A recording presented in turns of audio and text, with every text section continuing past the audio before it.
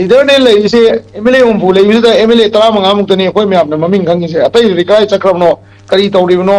अमदो खंगदे हायतारे function दबो ए उदे हायतारे को अतै म्यामदि को मणिपुर तंगदू लेतारब मतमदा खक्तदा लेंगाक सेंबा चाखत थौरांगी थबकसिंग पाइखटपा यावना मियामगी अपांबा फंगनीना सुमाइना सुम प्लेटफॉर्म द हाइर लेरगदी नकलम रोमदना लेरिबा लीडर सिंगसिना अमना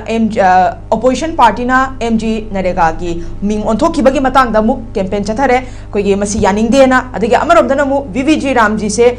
मयामदे हेना कानबा पीरिबनी हाबगी मतंगदा अदुम अमन नकलम रोमना तौरगा लेरे अदुगा लेरिबा एमएलए सिंगसिना मु मणिपुर दा तंगदू लेताना लेरबा मतम खक्तदा लेंगाक सेंबा मियामगी अपांबा फंगनी हाबा वाफम थमली तिगी लीडर सिंगना प्रजा जिबु प्रजा ओइना खंदेबको मोइगी गयनी मखाद लेबा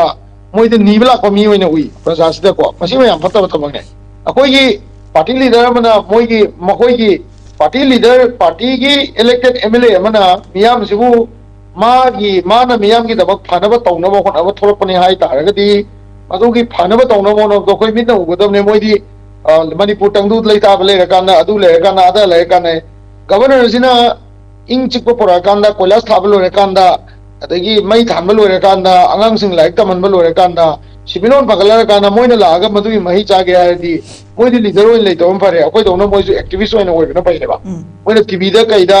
अदगी मीटिंग दा पगान गांगदो बोय तादेको बीजी रामजी की मतान गांगबा अमगी मतान गांगबा ओइ डाटा आमदा पुथोकसु नते पगान नै मोइ थोकको अमदना अमदा मोहल्ली अमदा मोहल्ली अदगी लीडर ने लेसे एमएलए उम्फू लेबिसदा एमएलए 15 मुक्तनी अखोय म्यामना ममिंग खंगिसे अतै काय चक्रबनो करी तौरिबनो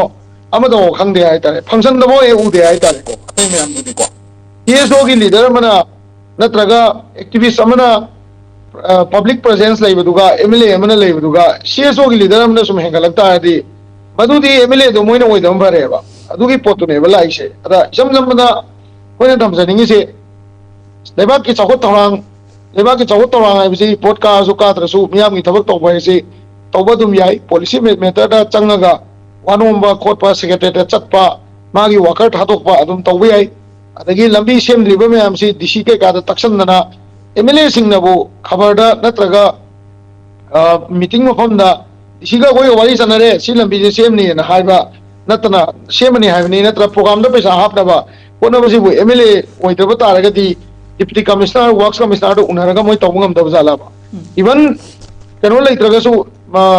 सरकार मक्ता लेत्रगसु मोइ एमएलए दी ओइरी अदुना वर्क्स कमिश्नर दा केंद्र अनि उमगी मिफम अमता कौबियु नत्रगा मीटिंग अमता कौरो कोइ फमिना तानासे आई केंद्र से कर नुआइत्रेगा हाइबसे असी बाउदा वर्क्स